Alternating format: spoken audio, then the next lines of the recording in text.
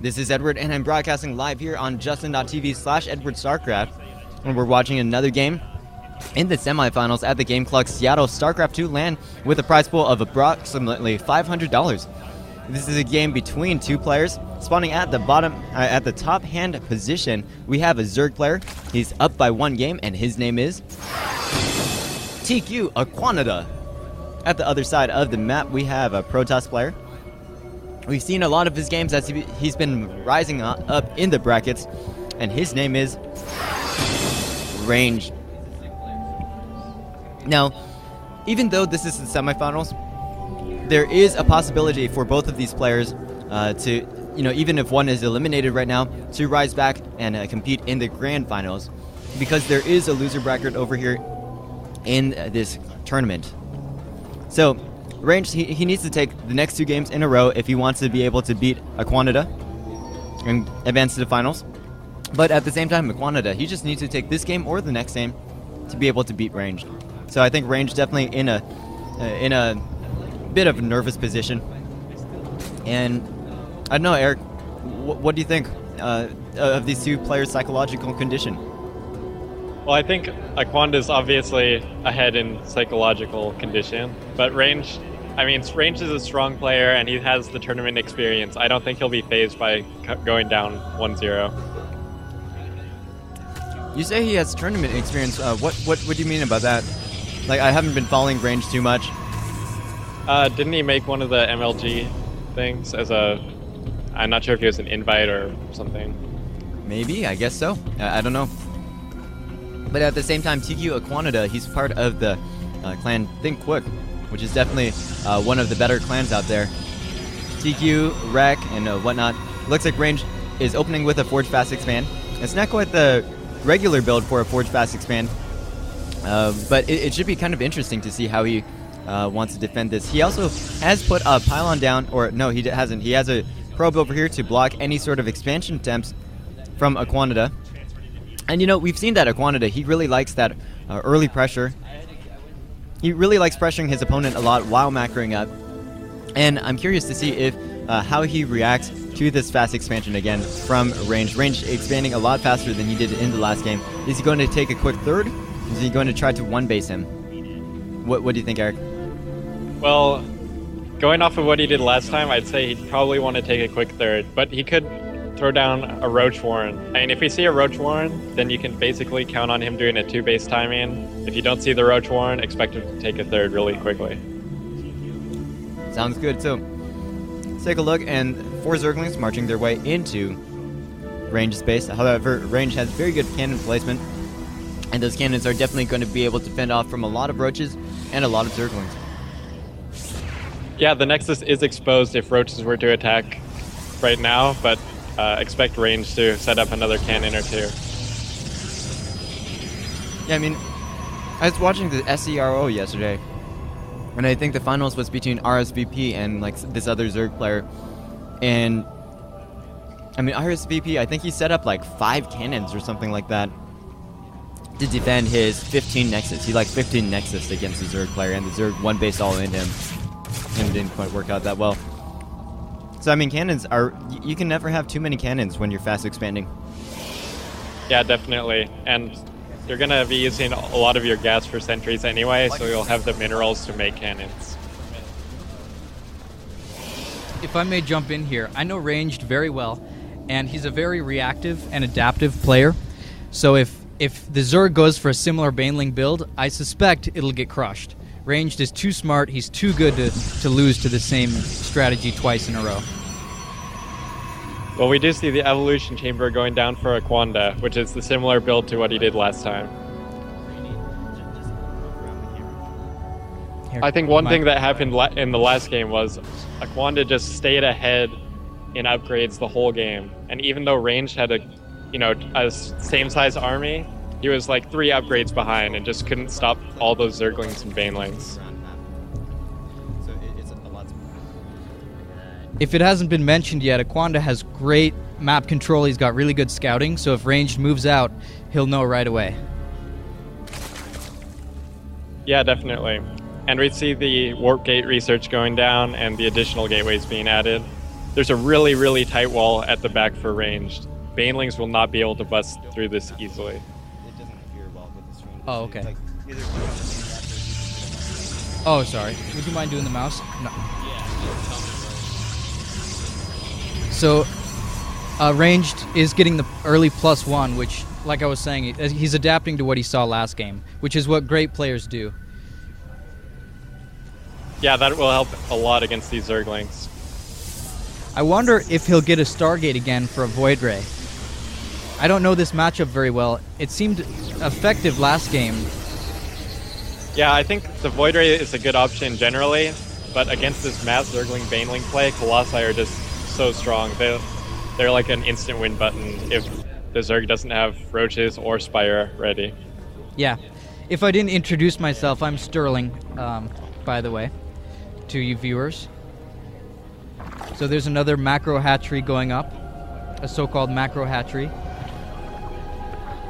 Yeah, it's pretty much the exact same build as last time. We don't see the second evolution chamber going down. Expect the carapace to come right after the melee attack. Okay, cool. I was just eating a piece of pizza there, so it was one of the players over here, I believe Sterling, who is just talking a little more about the game, about stepping away. So RaNgeD getting up his third gateway, and oh no, not third gateway, fourth gateway, and it looks like he's going for some immortals. At the same time, it looks like tQaquanda is going to be breaking down the rock between his two bases. Definitely something you want to do so you can defend that base a bit easier. And he's getting a macro hatchery, this time not as weird placement as before, but still really exposed. And I'm not sure if I like this placement by aquan-da, but you know, it worked well for him in the past, and it's just, I guess, part of his style, just to have weird building placement. Well, one nice thing about having the exposed macro hatchery is that you won't lose one of your hatcheries where you're actually mining from. Yeah, that's a good point, that you're... And I guess that is one way to slow down the advance of your opponent. But at the same time, yeah, I guess that makes sense. Then your opponent's like, I'm going to kill a free hatchery, and it's only like 300 minerals worth of stuff. Which, I mean, still, it's a lot, but it's not like minerals plus drones, and, you know, drones are also worth a lot. And it looks like aquan-da just really loving those massive zerglings, but at the same time, looks like RaNgeD starting to get his Colossi tech up, and 2 forges, so he's definitely learning as whoever just said. We still see a Spire coming up from aquan-da. Last time he just massed zerglings and banelings. This time it looks like he's going to also get some Mutalisks out a bit earlier than last game. And this is going to be really potent, especially because, you know, RaNgeD, here we see that he's going for more Colossi-based build. And Colossus, Stalker, Deathballs, they're strong, but you're very vulnerable to harassment, and a mutiling sort of army is going to be very, very potent. At the same time, aquan-da just expanding everywhere in the map. Is 12 minutes into the game. He already has 5 hatcheries up, or 6 hatcheries if we count this macro hatch. And now it looks like aquan-da, with the zerglings in the middle, he can intercept any sort of Protoss armies very well, and even a nice scouting changeling. Of course, I think RaNgeD... Oh, no, I thought RaNgeD detected it, and he's like, okay, I'm going to kill it. But, no, he first tries to snipe this Overseer. I guess definitely a better idea to snipe an Overseer. But still, I mean, yeah, this changeling just getting free scouting information. And RaNgeD does get his first Colossus out, which means that any timing window for a Zergling Baneling bust is now over. I think he's just going to use these Zerglings for map control as he macros way up. Yeah, let's take a look at the income tab yet again. Both of these players actually with a good number of harvesters. aquan-da with 75 and RaNgeD with 65. RaNgeD actually getting his third base now. And, you know, a Zerg player, really right now, you really want to be denying a third base for your opponent. And aquan-da, without scouting information here, it looks like he might be poised to poke in to the third base, see if there are any units. But yeah, he has a lot of Zerglings, but without scouting information, I think the timing window for him to actually like hit this base might be a bit past, because there are a lot of sentries, a lot of cans, and one nice cannon placement over here as well. But at the same time, it looks like a bunch of Zerglings moving in through the front door of RaNgeD base, going to draw away RaNgeD army. There's a lot of banelings, but all of them popping to the Colossi. However, losing a lot of minerals, and the zerglings coming in on the other side of the map, flanking, or not flanking, but counterattacking range at another point on this map. And this is definitely, I don't think aquan-da really did enough damage though. He's just like attacking into these buildings and not actually doing physical damage to the workers, but looks like the harvester count between the two players is now even, and RaNgeD now with an equal number of harvesters as aquan-da. I don't think in the best position, but a lot of mutas now just popped out. Yeah, I think that the goal of that attack was to take out the anti-air for these 18 mutas to come out and just kill everything.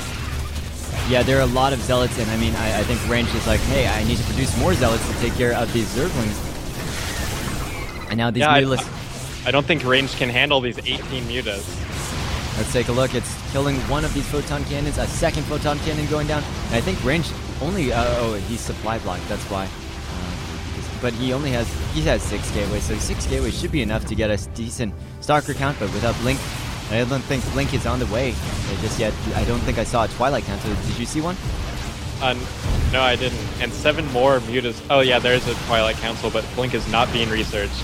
Yeah, and without 7 more mutas just popped. I'm not sure if RaNgeD can keep up with this muta production.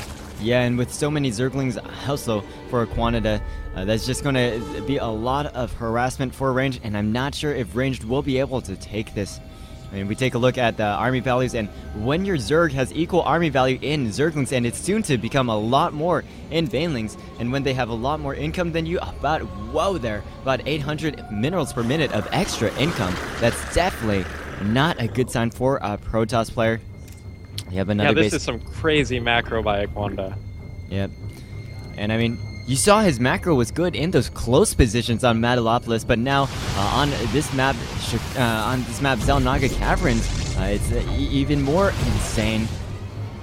Now a lot more Mutalisks coming in. There are a good number of Stalkers over here, so it looks like the Mutalisks will just run away, and perhaps, it's going to take down one of these cannons. Not sure why they're trying to stay here where there's so much anti-air. Wow, the main base of RaNgeD has basically no anti-air. It looks like now a lot of workers dying for RaNgeD.